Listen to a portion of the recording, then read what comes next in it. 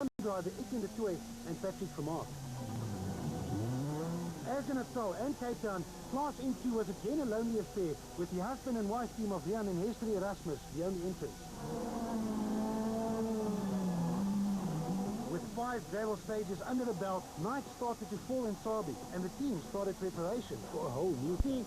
Thousands of people lining the streets of Sabi, but it's also one of those stages, only 750 meters long, but one of those where driver has got nothing to gain and a lot to lose.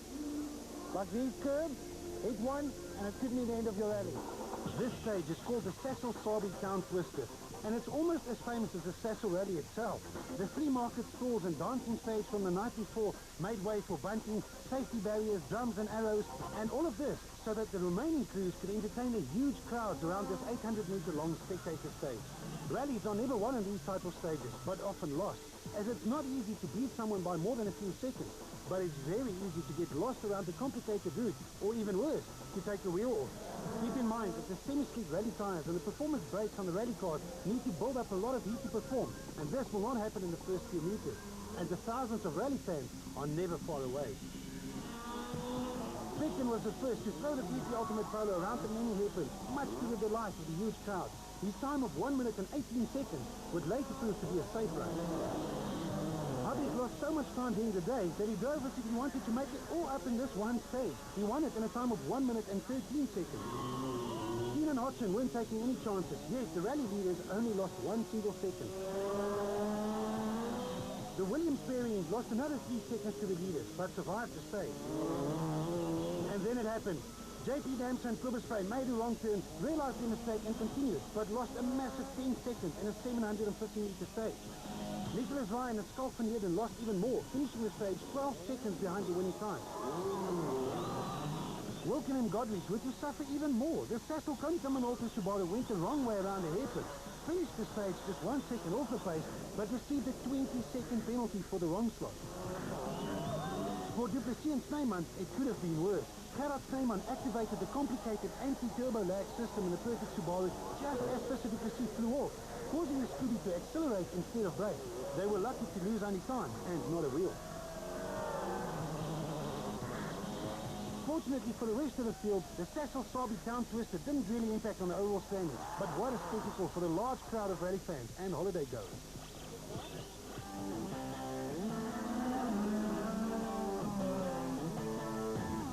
Speaking of a spectacle, the last stage of day 1 of the 2008 Sasol Rally, the White River Super Spa stage, at only 750 meters, was even shorter than the one in Sabi, but with even more spectators. The SA Motorsport Club did a fantastic job of keeping the enthusiastic spectators safe, while rally cars flew past at full racing speed. Listen to this. To host a rally like the Sasol requires 52 rally marshals, 215 crowd control marshals, 48 radio marshals, and 16 arrows.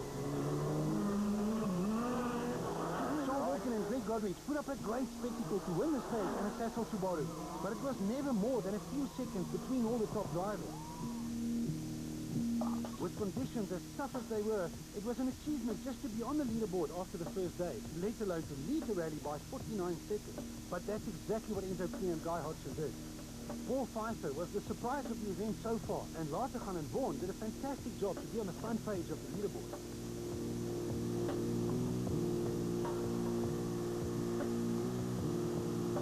Nearly 3 minutes separated the top 3 ST1000 machines.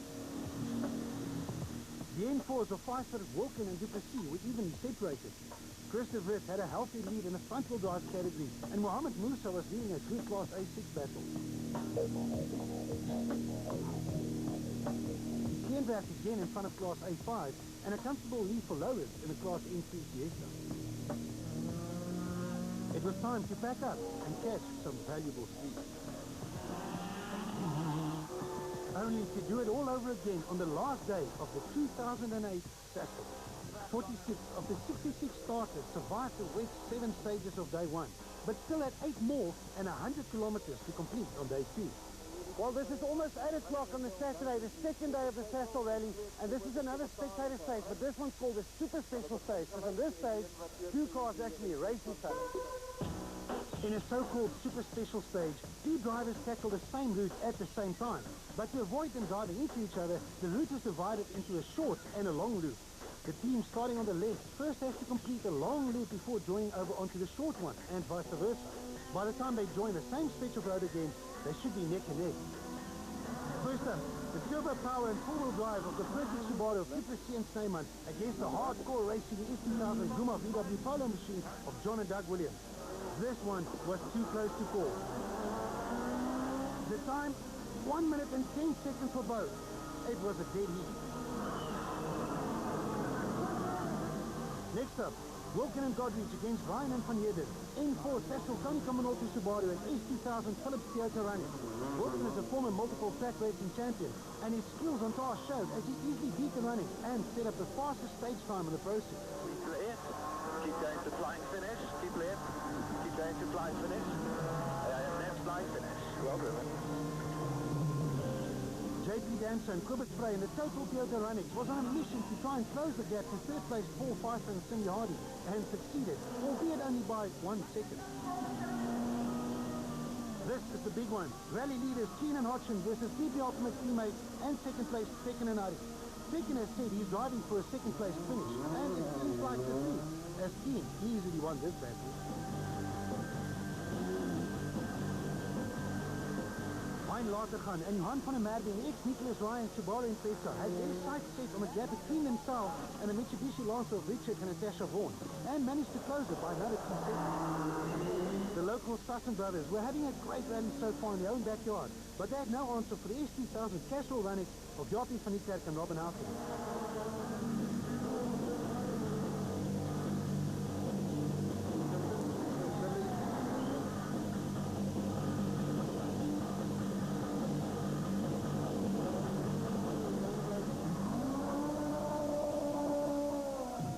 While the rest of the field was still backing it out on the streets of Nelspruit, the leaders already made their way to the spectacular stage 9 around the zip-lip dam between Sabi and White River. Fortunately, the rain stayed away overnight, leaving the teams one thing less to worry about. On the positive side, and unlike previous Sasols, dust was not to be a problem this time around. It seemed like the rally was settling down over the last few gravel stages, and that the teams were not going to take any chances. But the past has shown that the Sasol almost always has a sting in its tail. Keen had a commanding lead, and according to him, they weren't driving anywhere near the limit. Unfortunately for the crowd, Tekken decided not to try and make a battle of it over the last few stages. It was a very clever decision, as a second-place finish on the Sasol would result in a comfortable overall championship lead, and a driver's title means a lot more than a single rally win. Behind the leading duo, Paul Pfeiffer got reeled in by both Dancer and Ryan and slipped to 5th. But more importantly, he was losing his production car lead to Charles Wilk. I went quite carefully on the first stage and lost a bit of time, 12, 5 seconds, and I don't know what I got here now. So I'm not feeling that confident. It's a bit different when you're defending a lead. Wilken was fast on the first few stages of Saturday morning, eating away at the minute deficit. With just 2 real gravel stages to go, the Sasol Konica Minolta Subaru closed it down to just 35 seconds. Was it not for the 20-second penalty from the night before, he could have been within striking distance, but was it worth the risk? Better today, all consistent, which is a little bit harder. Dancer eventually got himself into 3rd place, but the same fate that hit him in Natal struck again, namely a misfire. This time he could continue, but lost more than a minute and slid down to 5th overall.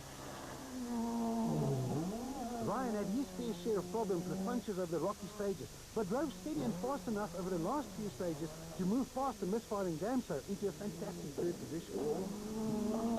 The last real stage of the rally, 23 fast kilometers. Stage 14 was a repeat of stage 5. And for Fecken to win his second event on the trot, he had to catch Keen at an unrealistic rate of 4 seconds per kilometer.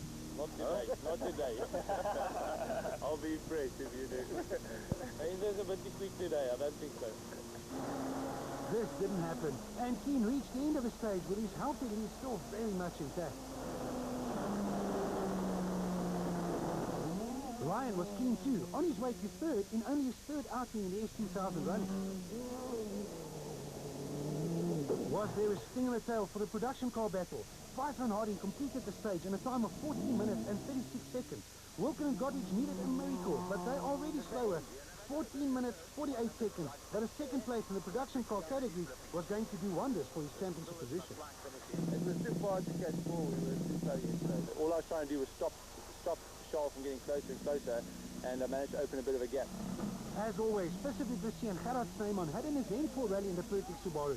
It was Duplessis' birthday on a Saturday, and as a present, he got himself a well-deserved 7th overall and 3rd in production cars. The Subaru broke a shock absorber during the last proper stage, but this didn't stop him from driving at nearly 194 kilometers and encountering an ambitious photographer right in the middle of the road. Bump, right 2, small bump, left 3. Now that could have been disastrous. I like it having going to tells me I'm wrong all the time because then I'm improved.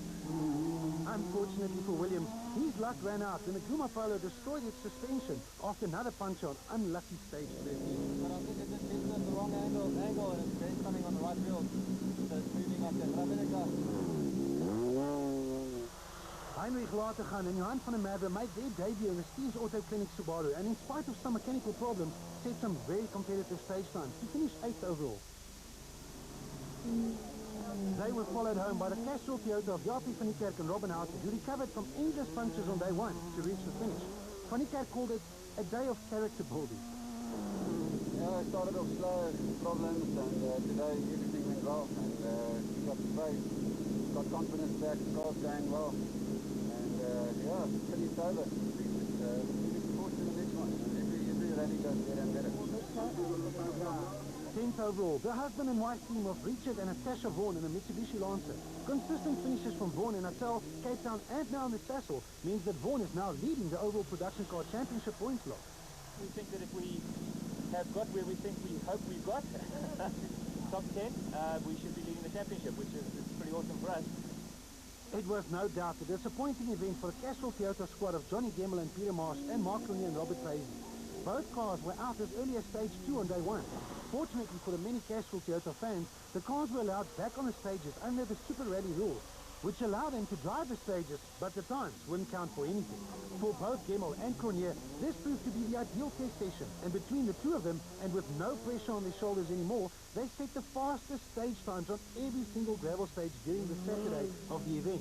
But this sort of pace only served as consolation, as they weren't classified as finishers. It holds promise for the remaining battles of the year, though. The Stassen brothers were giving their fans something to cheer about until they fell prey to the forest in stage 11. And the current champions, Habib and Judd, they eventually finished 11th to bag some points after a very challenging rally.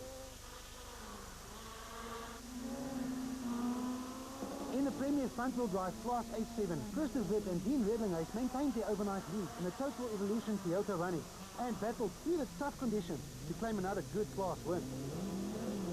They were followed home by the Team Netconnect Polo of Adrian Carter and Rikus Perry.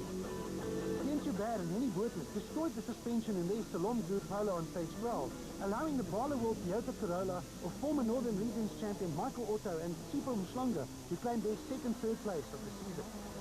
And what a race in Class A6. Miraculously, all 3 challengers stayed on the road while driving fast. In the end, Mohamed Musa and Grant Martin from Rally Star maintained their overnight lead in the Team Total Corolla, fighting off the challenge from veterans Craig Todd and Tony Ball in the Total Running. Stefan Wilken and Llewellyn Curie were never far behind in the Panhard-sponsored Polo, sharing stage wins with the Toyotas and finishing 3rd in class. And here's a turn-up for the books. Andre Krenberg and Desmond Fortier have so far dominated Class A5 in the BP Ultimate VW Polo, but the Cape Town driver made his first mistake of the year and rolled the city golf on stage 11. The damage wasn't too bad, allowing the pair to continue, but this time he finished 2nd in class. The class victory belonged to track racer Dave Compton and navigator Paul Leslie in a Sasol Toyota Yaris. What a fantastic way to pay back your sponsor on their own rally, and an even better way to say goodbye to Sasol's Pano Nicolopoulos. Fantastic. A bit of nostalgia, I guess. I didn't think this was going to happen, but there's nostalgia now. I wish I was here for another 10 years. Steve Mearns and Kieran Noonan brought their multi-purpose cement Toyota players home in their 2nd consecutive 3rd place in Class A5. In Class N3, Ford fans were hoping for Etienne Lawrence and Alvin Fitzgerald to claim a first-class win, but it wasn't to be. The Fiesta broke a ball joint on day 2 and retired. Leaving the door open for class veterans Rodney Passache and Callan Swan to earn another trophy in their Team Total Toyota running. Team Sasol put another car on the class podium with the runnings of stunt driver Etienne de Tour and Patrick Vermaak finishing 2nd in Class N3 They were followed home by the similar machine of the very consistent Costa Comitarakis and new navigator Alan Bissett. This is it, the final stage of the 2008 Sasol Rally.